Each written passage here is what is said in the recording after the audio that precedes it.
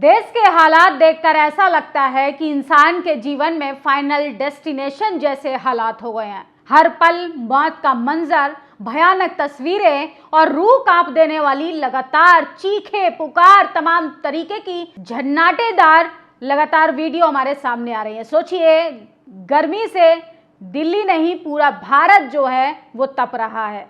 जिस तरीके से लोगों की मौतें हो रही हैं, आंकड़ा आसमान छूते जा रहे हैं, ये काफी भयानक होता जा रहा है। लगातार आप अपने घरों में जो एसी लगाते हैं ठंडी हवा के लिए, वही आपका मौत का काल बन जाए। और सोचिए, जिस ठंडी हवा को चलाकर आप रात में सो रहे हो और पता चले कि सुबह आप बेड से ही ना उठ पाए, कितना दर्दनाक होगा, कितना भयावह होगा। ऐसा ही कुछ हो रहा है पिछले कई दिनों से। देश की राजधानी के अलावा तमाम राज्यों की बात करें, एसी लगातार बैक टू बैक जिस तरीके से ब्लास्ट हो रहे हैं, एक क्वेश्चन मार्क तो खड़ा होता है कि आखिर इस देश में चल क्या रहा है। सोचिए, जिस तरीके से लगातार पर्यावरण के साथ खिलवाड़ किया जा रहा है, ऐसा लगता है प्रकृति अपना बदला ले रही है। सोचिए, जंगल काटे जा रहे हैं, नदियां का किस तरीके से हाल बुरा है। लोग कचरा फेंक कर कहते हैं कि हम नदियों की पूजा करते हैं। अरे, जिन देशों ने नदियों को नदियां माना, उन देशों का एनवायरनमेंट देखिए, लाइफस्टाइल देखिए, लोगों की जिंदगी देखिए,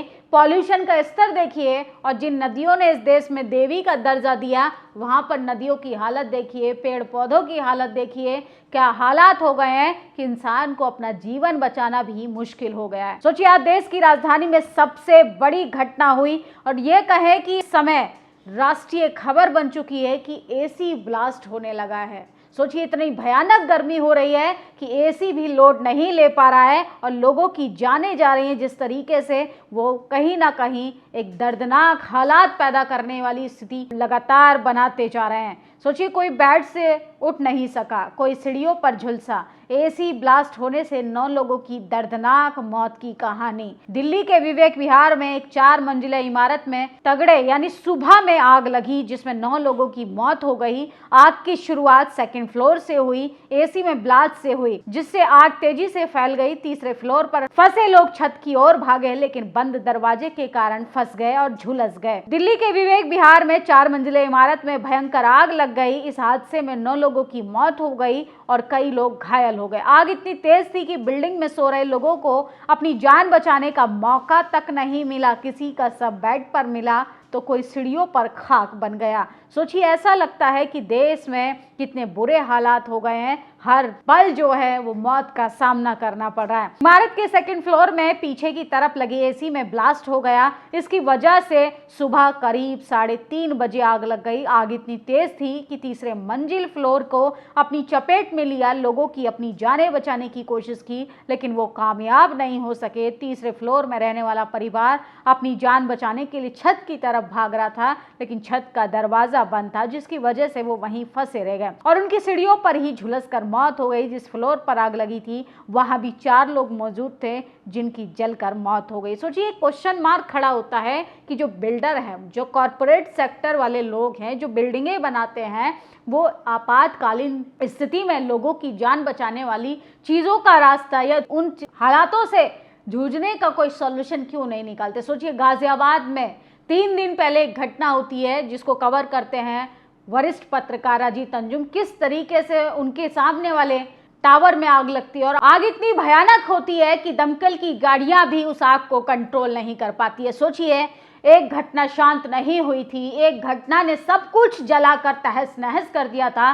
फिर से दर्दनाक घटना आ गई आनंद विहार से। दिल्ली के विवेक विहार में जिस तरीके से आत्मा को झकझोर देने वाली खबरें आ रही हैं, सोचिए, आप कल्पना कीजिए कि आप अपने घर में ठंडी हवा में, एसी की ठंडी हवा के साथ आप सो रहे हैं अपने परिवार के साथ, और वही आपकी आखिरी सुबह हो जाए और आप जलकर राख हो जाए, तो कितना भयानक होगा। बिस्तर से भी नहीं उठ पाए लोग, सोते सोते ही हो गई मौत। बिल्डिंग की आगे की तरफ रहने वाले लोगों को रेस्क्यू कर लिया गया, लेकिन पीछे की तरफ रहने वाले लोग रेस्क्यू नहीं कर पाए।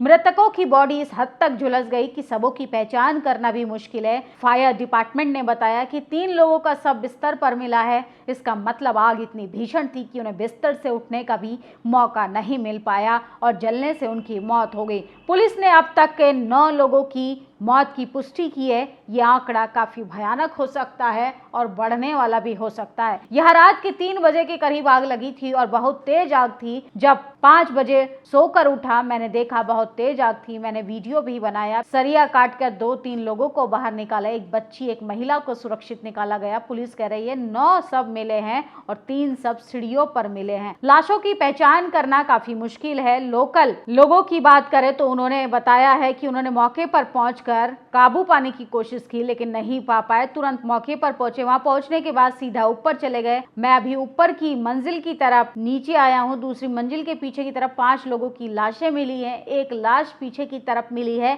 3 लाशें ऊपर की मंजिल की तरफ मिली हैं, अभी पहचान नहीं हो पाई।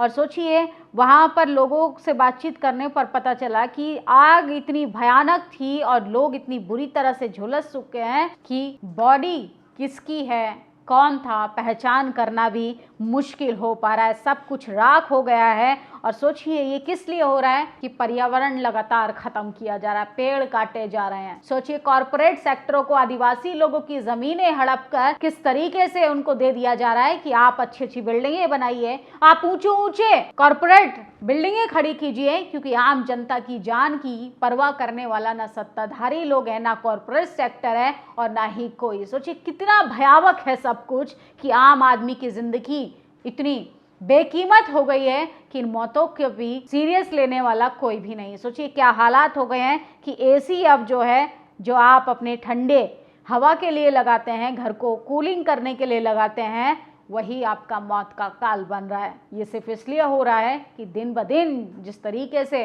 इस देश के पर्यावरण के साथ खिलवाड़ किया गया, नदियों के साथ खिलवाड़ किया गया, लगातार जमीनों पे पेड़ पौधे काटकर, सोचिए किस तरीके से बिल्डिंगें खड़ी करी जा रही हैं। भ्रष्टाचार की अपनी चरम सीमा पार हो चुकी है। बिल्डर्स जो हैं वो बिल्डिंगें इतने हाई रेटों में बेचते हैं। सोचिए करोड़ों करोड़ों रुपए का फ्लैट होता है, लेकिन उन फ्लैटों में आपातकालीन स्थिति से कैसे निकलना है, इन तमाम चीज़ों को लेकर अभी भी एक सवाल खड़ा होता है कि बिल्डर इतना धांधली, इतना भ्रष्टाचार आखिर क्यों करते हैं कि आम आदमी की ज़िंदगी की कोई कीमत नहीं। और सोचिए आग लगने पर भी काबू नहीं पा रहे हैं। 1 फ्लोर से लेकर 9वीं मंजिल तक आग पहुंच जाती है और किस तरीके से 9 लोग झुलस कर मर जाते हैं, किस तरीके से लोगों की लाश जो है वो भुनकर राख हो जाती है। लेकिन सवाल पूछने वाला रीढ़ विहीन मीडिया अगर सिस्टम से सवाल पूछेगा तो सोचिए उन पत्रकारों को भी बड़ा खामियाजा भुगतना पड़ेगा, इसलिए वो हिम्मत भी नहीं दिखा पाते। लेकिन आम आदमी की जान की कीमत इतनी भी बेकीमत नहीं होनी चाहिए कि लोग झुलस कर मर जा रहे हैं, कोई सुनने वाला नहीं है और कोई इन हालातों से कैसे निपटा जाएगा इस पर भी कोई चर्चा नहीं करता। सोचिए किस तरीके से लापरवाही के कारण बिल्डिंगें खड़ी कर दी जाती हैं, लेकिन लोग कैसे डब्बे जैसे घरों में रहते हैं। तमाम चीज़ें बड़ी बड़ी दिखाई जाती हैं कि आपको यहाँ से ये व्यू मिलेगा, आपको यहाँ पे स्विमिंग पूल मिलेगा। जब जिंदगी नहीं बच पाएगी तो क्या करेंगे उस स्विमिंग पूल का, क्या करेंगे तमाम क्लब जो वहाँ पर अपार्टमेंट्स में बनाए जाते हैं। अरे आपातकालीन स्थिति में कैसे बचना है, कैसे जान बचानी है, इस पर चर्चा होनी चाहिए। इस पर बिल्डरों को खासकर गौर करना चाहिए। सोचिए करोड़ों रुपए का फ्लैट जलकर राख हो गया, जिस आग को अजीत अंजुम बुझाने की कोशिश कर रहे थे, लेकिन वहां पर आपातकालीन स्थिति में ना कोई दरवाजा था, ना कोई खिड़की थी, ना ही आग पर काबू पाने का कोई तरीका था। फिलहाल एसी जो है, जिसकी हवा में आप ठंडी हवा का मजा लेते हैं, फिलहाल वही मौत का कारण बन रही है। इसलिए एसी से ज़्यादा पेड़ पौधे लगाइए, अपने आसपास एनवायरनमेंट को बचाइए जितना हो सके, वरना आने वाले टाइम में हम ऑक्सीजन के लिए भी लाइन में लगेंगे। अभी 5 किलो राशन लंबे भाषण को सुनकर अपना जीवन काट रहे ना, वही समय आ रहा है कि अपनी सांसें बचाने के लिए भी हमें ऑक्सीजन सिलेंडर के लिए लाइन में लगना पड़ेगा। ऑक्सीजन सिलेंडर लाद कर अपने बच्चों को स्कूल भेजना पड़ेगा, क्योंकि हम सिर्फ पर्यावरण के साथ खिलवाड़ नहीं करें, हम अपने बच्चों के आने वाले भविष्य के साथ खिलवाड़ कर रहे हैं। एक एसी के बजाय आप एक पेड़ लगाइए और सोचिए, पर्यावरण नहीं बचाएंगे, ना आप बचने वाले हैं, ना हम बचने वाले हैं और ना ही आने वाली पीढ़ियां बचने वाली हैं। फिलहाल इस खबर पर आप लोग अपनी प्रतिक्रिया जरूर दीजिए। शुक्रिया। नेशनल दस्तक की आपसे गुजारिश है कि अगर इसको बचाना चाहते हैं तो नेशनल दस्तक को सब्सक्राइब करने के लिए रेड कलर के सब्सक्राइब बटन को दबाएं, फिर बेल आइकन की घंटी दबाएं। नेशनल दस्तक को बचाने के लिए बहुत जरूरी है कि हर खबर को शेयर करें, लाइक करें, कमेंट जरूर करें।